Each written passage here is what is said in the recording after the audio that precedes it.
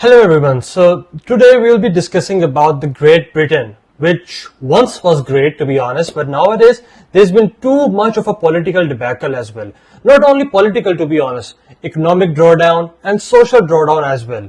Today we are joined by a very talented journalist, Neelam. She is in London right now in UK and she'll tell us about the situation which is going on. First of all, I'd like to welcome you Neelam to our program. And I need to ask you, since Prime Minister Keir Starmer in the office, right?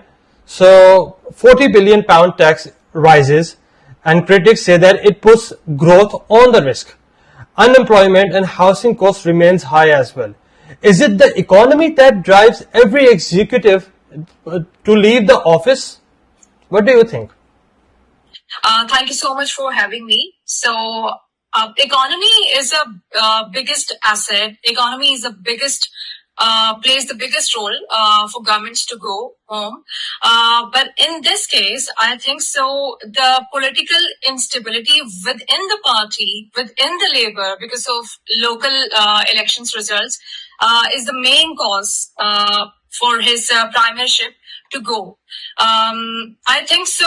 There are other factors involved as well, because the international or external influence of Israeli troops in the Britain, or American influence, or figures like Tommy Robinson or Elon Musk. They are spreading hate and they are trying to divide the public in England. So I think there are a lot of factors involved for his premiership to go.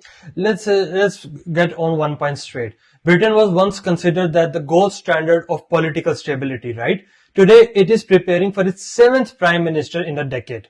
Has UK now lost the reputation of being the most stable democracies around the world? Some might argue it is still a democracy, because it is a very democratic practice that if your team doesn't have the trust on you, then you have to go. If you don't have the vote of majority of your MPs, then you have to go. So it's a part of democracy. It's a flavor of democracy. So many would argue this. But yes, there are a few concerns about constantly changing prime ministers in the UK, and people are worried. Even the political parties are concerned. But once again, there are a lot of factors involved.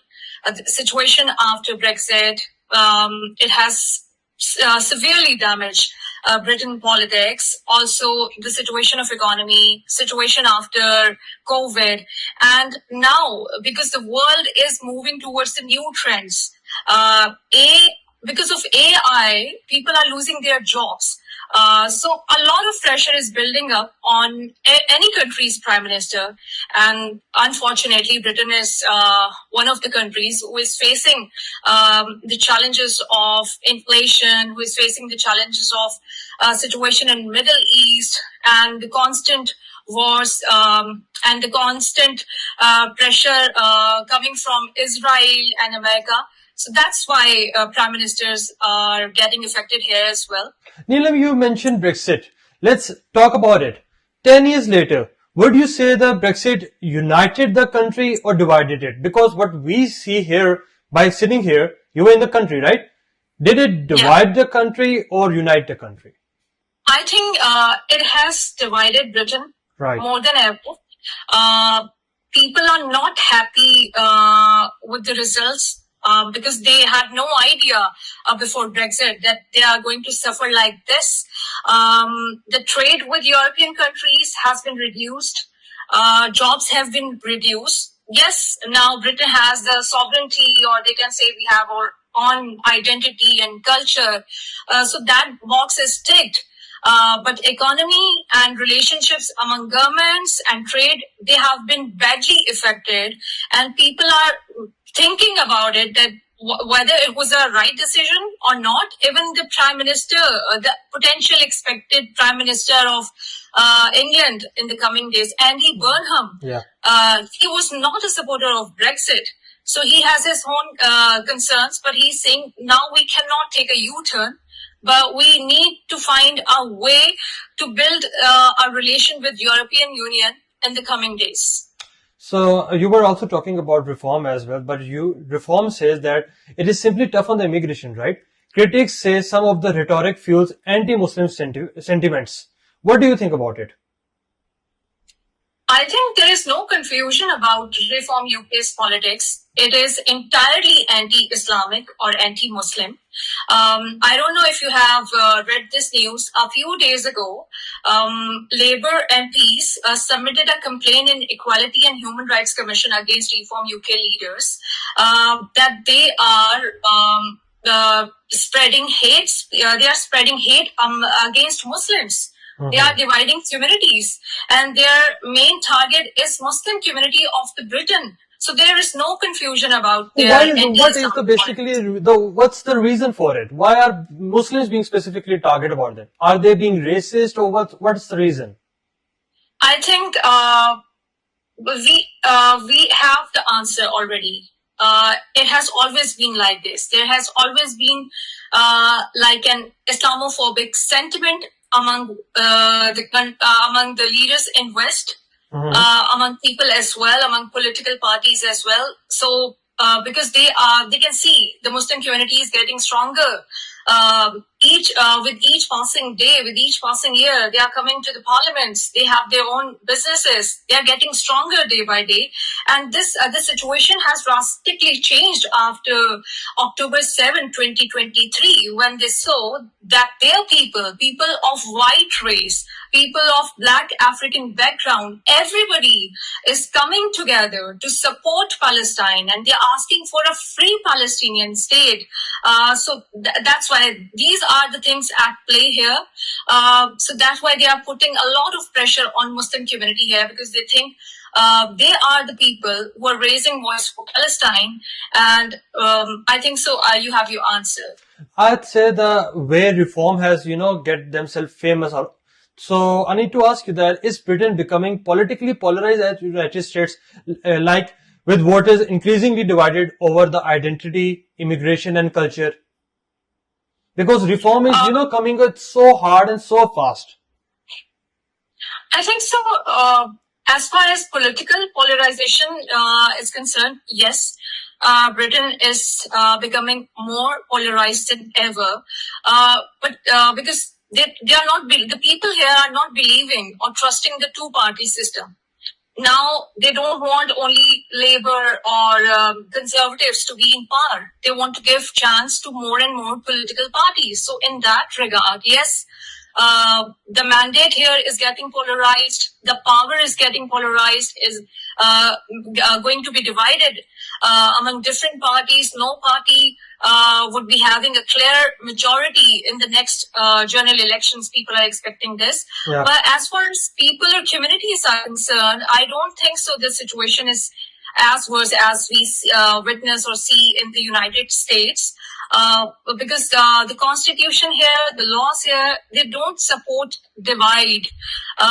So I don't think so. And people can't be just go to social media and say something about bad about communities.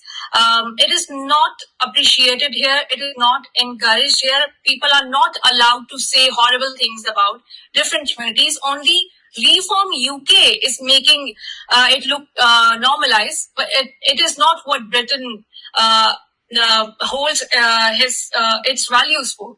Right. So let me get to my last question, that if Andy Burnham becomes the Prime Minister, I mean, he's, the biggest candidate right now, what would be the biggest challenge for him on the day one? The economy, the political divisions, the immigrations, or the public trust in government? What do you think? I think first he'll have to start by gaining trust of public. And how will that happen? I think by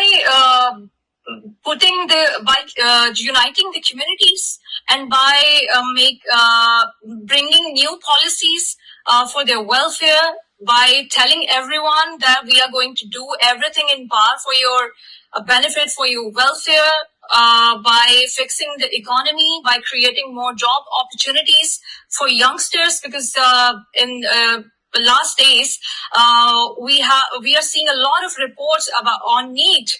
The people who fall in the age group 16 to 24, they don't have any jobs here. The unemployment rate here is 5%, which is the most concerning thing for UK government. So if he can do something about these concerns, if he can change something about these things, the people are facing, struggling with their energy bills. We have a housing crisis here. So if we can fix all of these things, or at least he can show them a direction that we are going to do or fix these things in the next 2 or 3 years, he can get confidence of the people. It was the last question, but I need to ask something more. Do you consider Reform Party as, a bit fascist, the extremist group, ethnocentric mindset? What do you think? I think if the Labour MPs, if the parliamentarians are thinking that they are anti-Islamic in nature, and it's not that some of their leaders are anti-Islamic or spreading hate. No, as institution, as a political party as a whole, they are trying to divide this country. They are trying to divide Britain. They are trying to create a gap between communities. So I think it's very much fair to say that Reform UK do not represent Britain. Right. Thank you so much, Neelam, for your time. And that's it, folks, for today. Let's see what happens for Britain next. Thank you. Thank you.